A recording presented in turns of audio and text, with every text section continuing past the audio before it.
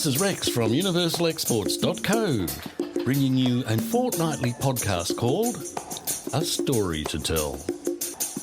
In this series, we hear from an eclectic group of people whose only connection is through being a member of the Camberwell Petanque Club.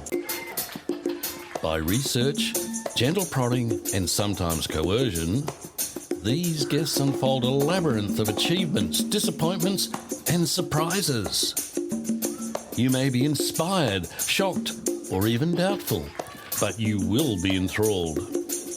And your turn is coming, so get ready for that tap on the shoulder because everyone has a story to tell.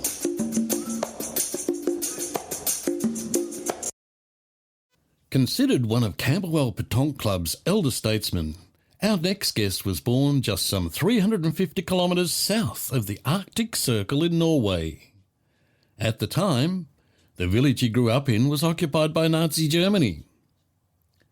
Contrary to popular opinion, he did not do the daily travel of 100 kilometres to the high school on skis, but he could have.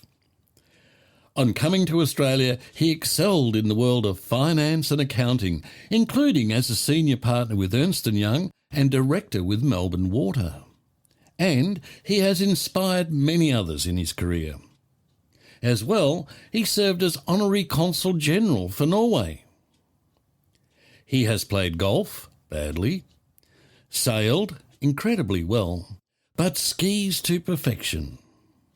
And if you've seen him play petanque, you will know his very singular style. Please enjoy Baard Solnordal. He has a story to tell. God morgen, Baard. Hvordan har du det? Hvordan har du det?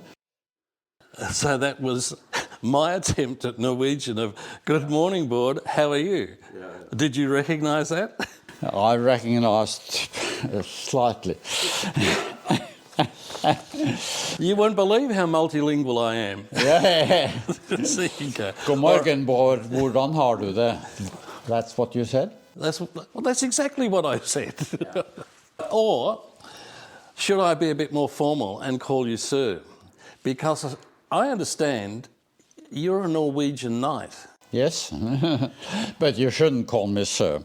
Let me assume that you got that through your work as being an honorary consul? That was the only reason why I got it. Right. And the formal title is Knight First Class of the Royal Norwegian Order of Merit. Well, fantastic. Every time I introduce you, I'll try to remember to use that. Well, that's brilliant. Congratulations on that. Yeah, but I was Consul General of Norway for a few years. Yeah. In the 1990s. Yeah.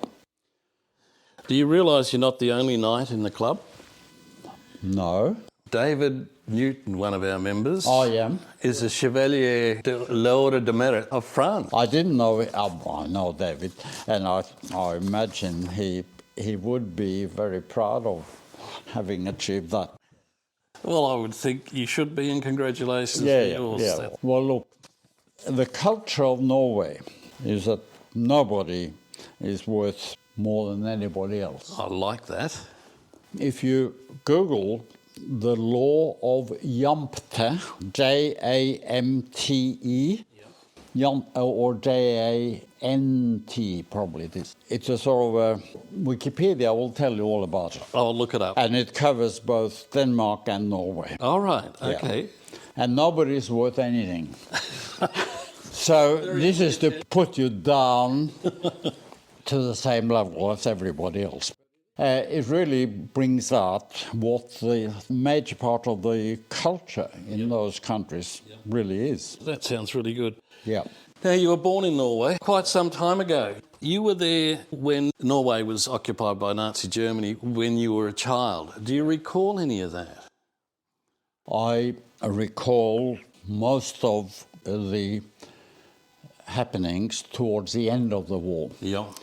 Because I was 3 years old when the war started, and I was 8 when it finished. Yeah.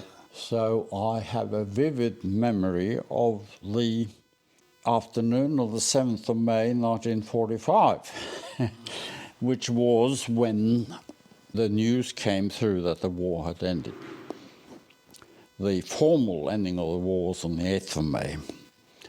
The village I lived in had a German regiment permanently stationed in it, because it was the first railway station in Norway across from the border with Sweden. And Sweden, of course, were not in the war, they were neutral.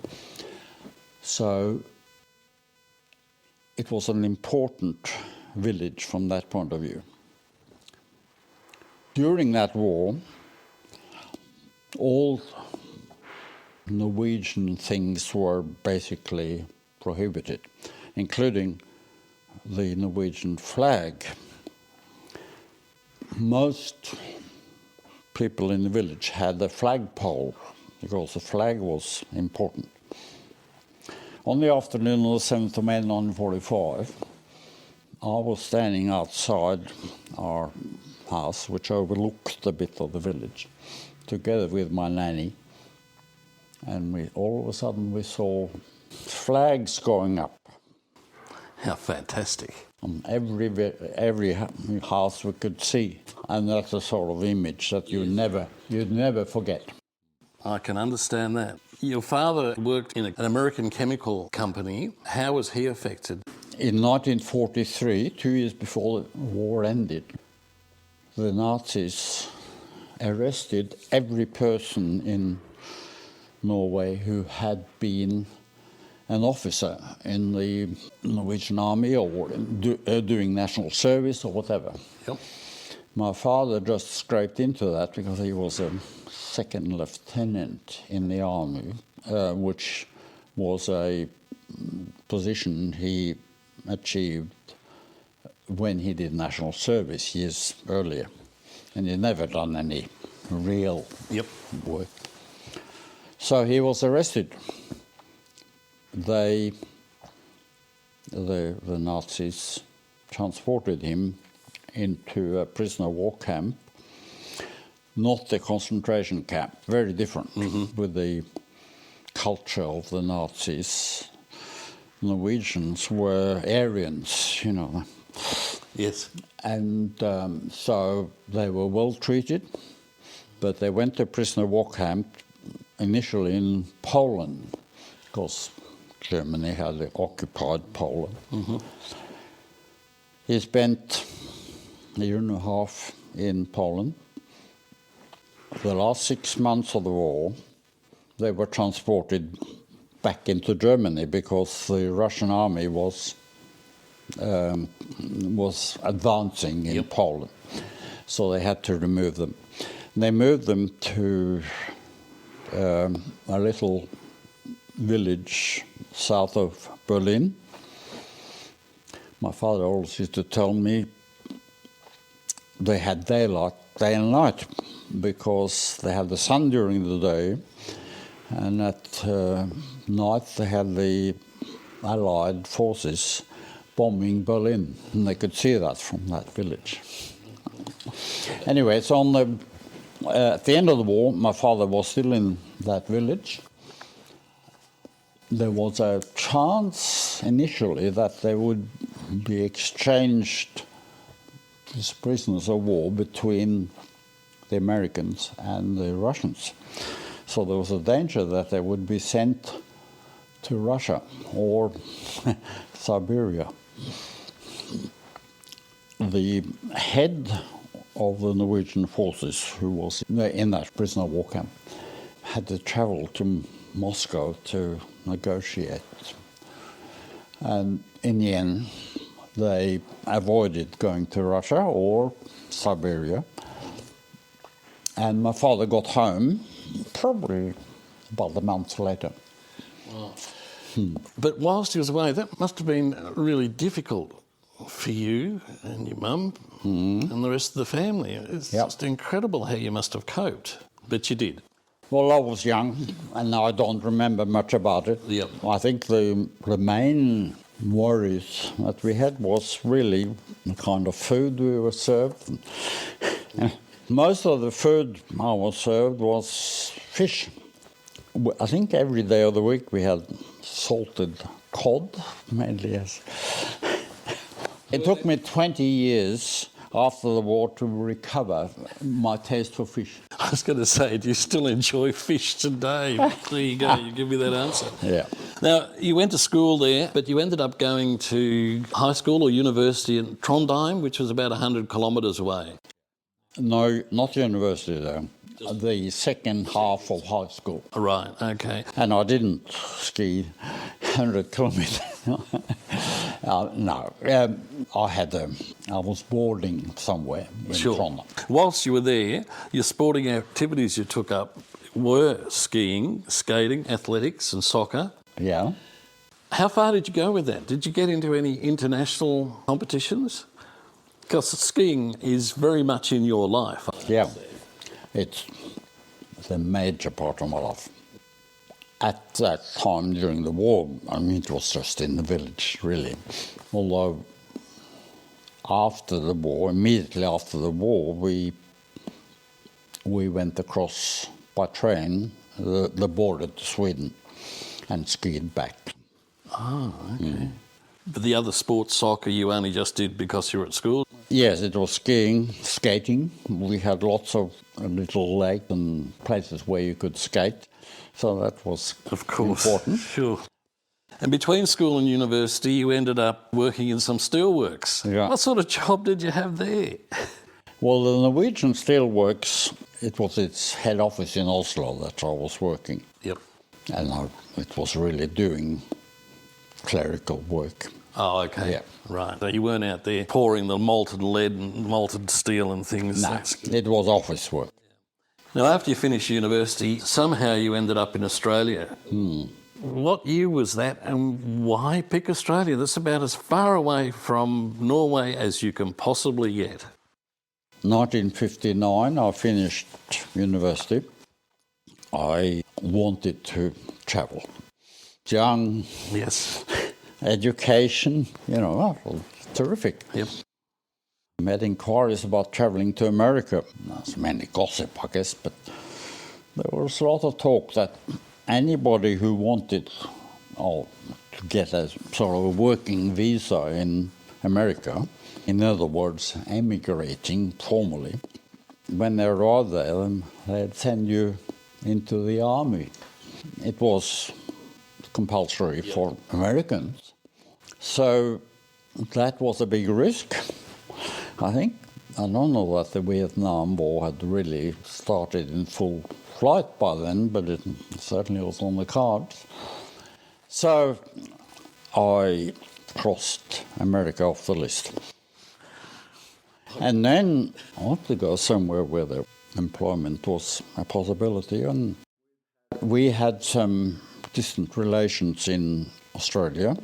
They had visited us in Norway before, early 1950s, I think. I was intrigued. It was easy to get to, even though it was this far away. So I went to Australia. Okay. And you obviously enjoyed it. You stayed in Australia. Stayed in Australia. You were able to get employment, and you found that in was it the National Bank? Yeah. At the Melbourne University, they had a big display somewhere of graduate employment. A few of those applied to, several ones. The National Bank was recruiting graduates to work in their economics department in the city, in Collins Street. So I applied for that. I also applied to work for BHP. I was offered the job at the National Bank quite quickly, and I thought, oh, that's okay. So I accepted it. Shortly after, I got a phone call back from BHP. They couldn't offer me a job in Melbourne. They could offer me a job in Newcastle. And I told them that I couldn't, and they were most annoyed that I'd taken something else, because BHP was, Yes. But Newcastle, away from Melbourne, where my family was, whatever family I had was. Yep. So Yeah, National Bank. So I was there and worked on publications. They had a monthly summary of Australian conditions and all that sort of thing, which I wrote and had found out succeed long-term in the National Bank or any bank. You had to go out in the branches at that stage and act as a teller. You had to do everything. No. Not for you? No. So that's when I left the bank after 6 months later, I think. As quickly as that? And entered into the accounting. Accounting in the world of finance, you excelled in. You had a number of positions. You became a senior partner with Earnst Young. Yeah. That's pretty good. How long were you with them? The rest of my working life. You were also a director on Melbourne Water. Yes. Was that at the same time as you were with Earnst Young? It started. It was at the end of that. You're also involved in the Australian Institute of International Affairs Yeah.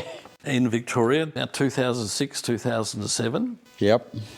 Whilst you were on the Australian Institute of International Affairs, Trish Rittman also was the Vice President at some stage. Trish being a member of the Camberwell Petanque Club, this is like 6 degrees of separation. I'll come back to that a little bit later on. So you're very heavily involved in Earnst Young, Melbourne Water, Yep. and lots of other things. How did you fit in becoming an Honorary Consul for Norway in Victoria? The consul for Norway was basically appointed from time to time to represent Norway in the state of Victoria. At the time that I was appointed, there was a vacancy. Well, I was known because I was a businessman in Melbourne. There weren't too many Norwegian businessmen in Melbourne, so, it was natural. Yep. What's involved in being an honorary consul? Could I ask you to arrange a Norwegian passport for me? The main role of a consul, honorary or otherwise, is to represent your country in whatever region, in this case, Victoria. The main roles, issuing passports, was something that I did at the time, only to Norwegians who already had a passport. I think later in the time I was there, it became the role mainly of the embassy in Canberra. And even the embassy in Canberra only obtained information about the applicant and sent it off to Norway. So the passport part of it was only minor towards the end. The main part was really relating to tourism, to assist Australians who wanted to travel to Norway. But there was also some important issues to do. And the reason why Norway has so many honorary consulates around the world, merchant fleet, merchant navy, or what you call it, like that, but not defence related. I think that Norwegian merchant shipping is about the third or fourth largest in the world. Is that so? Always been a seagoing nation. Yep. And presiding over lots of trade. Yep.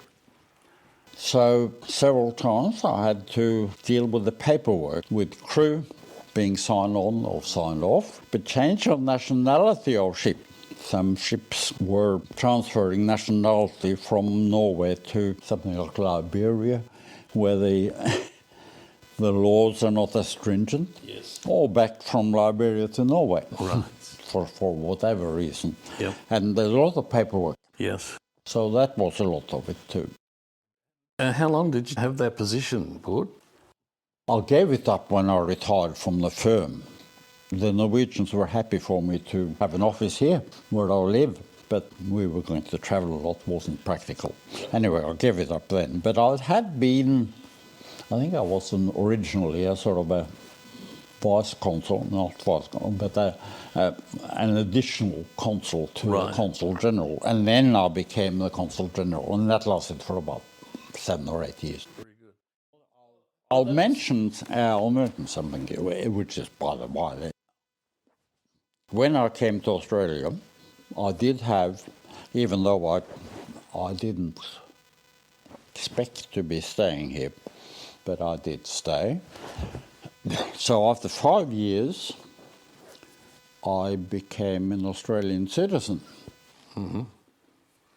As a result of that, I lost my Norwegian citizenship because the rules both here and in Norway were that you couldn't have dual citizenship. That's correct. I can remember back earlier you couldn't have dual citizenship in Australia, which has since changed.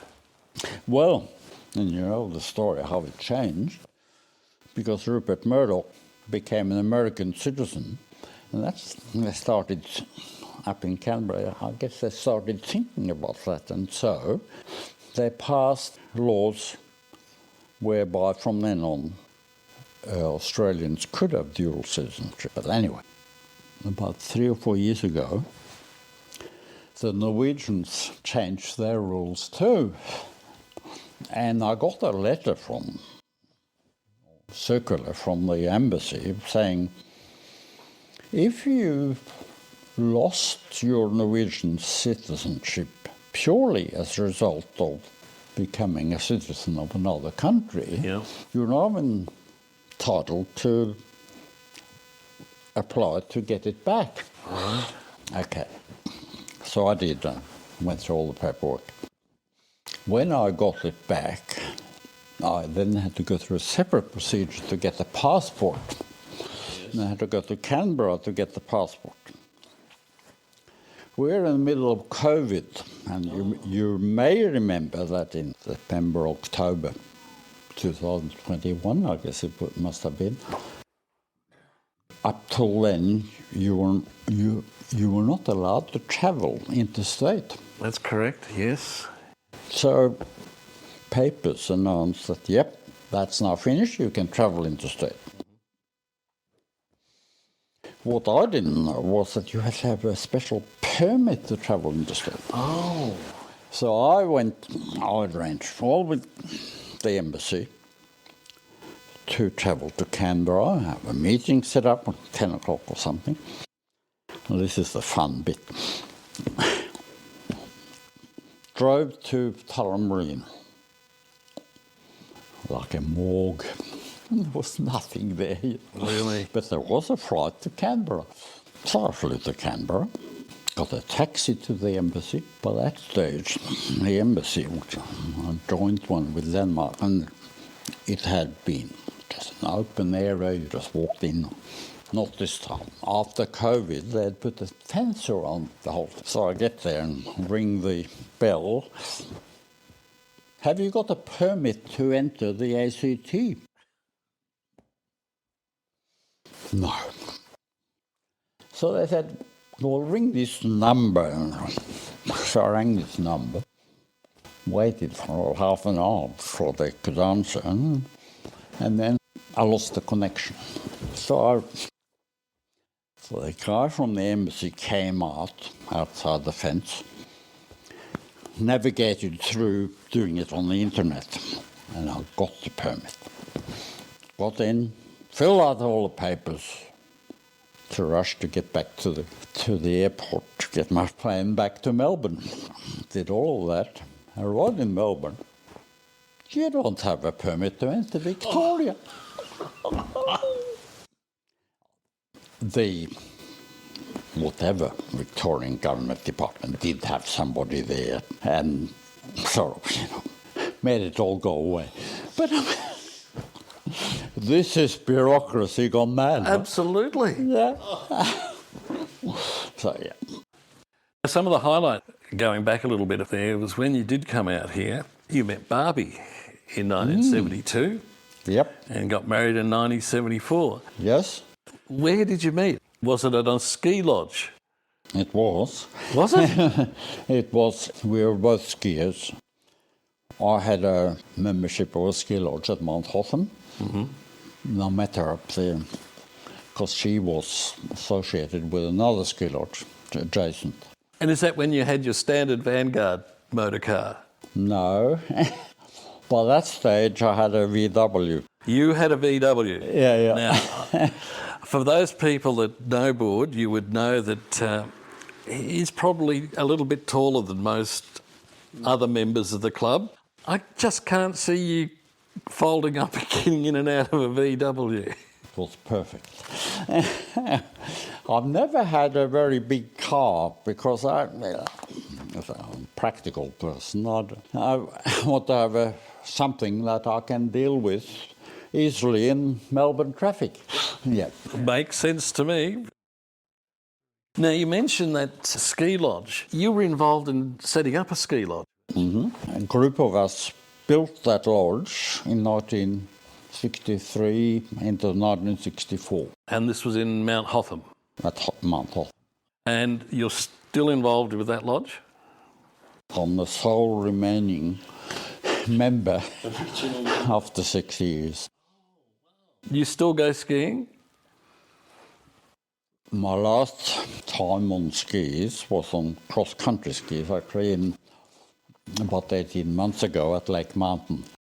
You can go to Lake Mountain and have a ski and come back in the day. I understand also you were almost an international golf player, is that correct? No. I have never been a golfer. I did play some golf in my younger years, but I wasn't quite a hacker, but I wasn't good. I never got around to devote myself to playing the game properly. Never got a handicap. So it's no good me asking you to ever improve mine. Well, I said to you, I can give you a perfect lesson in how to do a slice. One of your other keen interests was sailing, Baard. Yeah. You had a boat at Royal Melbourne Yacht Squad. Yes, I did. You remember there for quite some time, but you've sailed, was it around Croatia, Greece, Turkey? That must have been stunning. The yacht I had at Royal Melbourne was a 30-foot sloop, so we sailed around the bay, but sometimes we went out of the bay through the rip, which is quite a challenge. More of a challenge coming back in. Yeah, but I've sailed that boat as far as Apollo Bay. What was it called and what sort of a boat?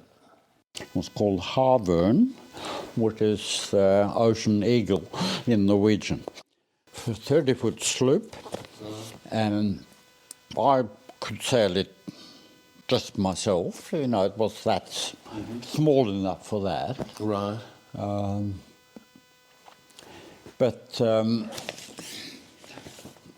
compared to Sydney Harbour, you know, there's no so real destination. But that's where Turkey was so good. We bareboat charter there. Yeah.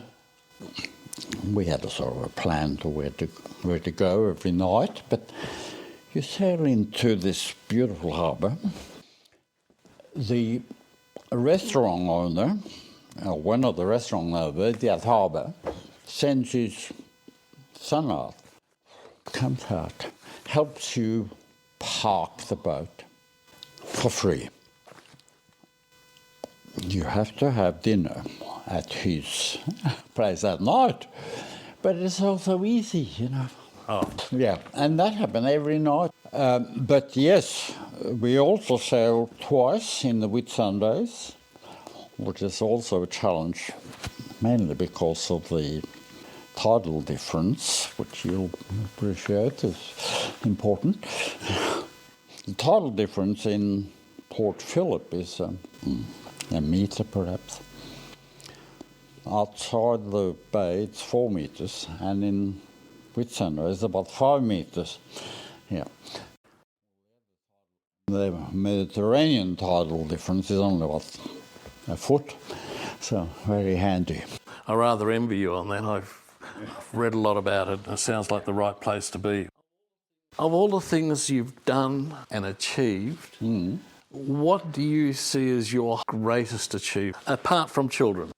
Yes, I have 2 things which I'd like to mention to you. The first major achievement is the decision to come to Australia. Yep. Very happy to do that, and I always enjoyed being here. The second thing is to do with the firm, Earnst Young, or predecessor names. About 1980, we had in the Australian firm about 80 partners, all of them men. I nominated the first female. She became a very important partner, but unfortunately, she died. But yes, and of course, since then, most of there's probably at least equal number of female and male partners. In the international firm of EY, as it's now known, the chair is now a woman. What a great achievement that is. Yeah, well, I regard that as a big thing. If there was someone new coming into your field of endeavour, finance, economics, what advice would you give them? I would advise them that the world works around money, so good choice. But also, you don't want the money to run your life. If you had the opportunity to do it all over again, would you change anything? Yeah, nothing major. No. There's a lot of little things, but the big issue, no. Board members of the Camberwell Petanque Club are very aware of your style or technique of playing, which is somewhat different to most others. Was that something that was coached? I have probably regrettably never had a coach. Just observing what people do. My style, is to get a rhythm. Yeah, and that's where I sort of bend down and go back. And when I get that rhythm in, I find it really effective. Oh yes, it works. I mean, it works very well. Everyone will say how well you do play. Can't understand it how you do it, but it certainly works well. How did you get involved in Petanque? Bob and I had several visits to France on holidays. Enjoyed France enormously. And of course there, it's the sport of the country. Yeah, ubiquitous. It's everywhere, isn't it? Yeah, it's everywhere, especially in the south. But even, we've watched people play nearby the Eiffel Tower in Paris. You know, they go every day and have a game after work, that sort of thing. So we enjoyed watching it, started trying it out with some friends. In fact, we started playing here in the park behind us. Okay. Anyway, after a little while there, playing in the park, we heard about the Melbourne Petanque Club, as it then was, and several of us just marched up there one afternoon when we knew they were playing and joined them. That was a very large club at one stage, wasn't it? It was a spin-off of St Kilda. Ah. It was sort of intended to be a spin-off for Australian players because St Kilda was largely French. Mm-hmm. And it developed that way in quite a substantial way. I think shortly after we joined the club, they had the Australian Championship there. And we played in the championship. We didn't do any good, but yes, that was quite a lot. And then the Melbourne club was really run by the bowlers. Oh, I see. And the bowlers really didn't like us. So we sort of abandoned them then And that's when the Melbourne Petanque Club ceased to formally function. It did continue on a little bit in the western suburbs with Pier Bomarito, and we had a group that went on a place where there were Italian bocce players. But on this side of Melbourne, it effectively ceased to exist. So we joined Camberwell because we knew Trish Rittman, who already was in it. Right. So you're one of the very early members of the Camberwell Petanque Club. Yeah, not the earliest, but fairly soon after. Yeah. Sure. And continue to enjoy it and getting better and better all the time with that style of yours. Oh.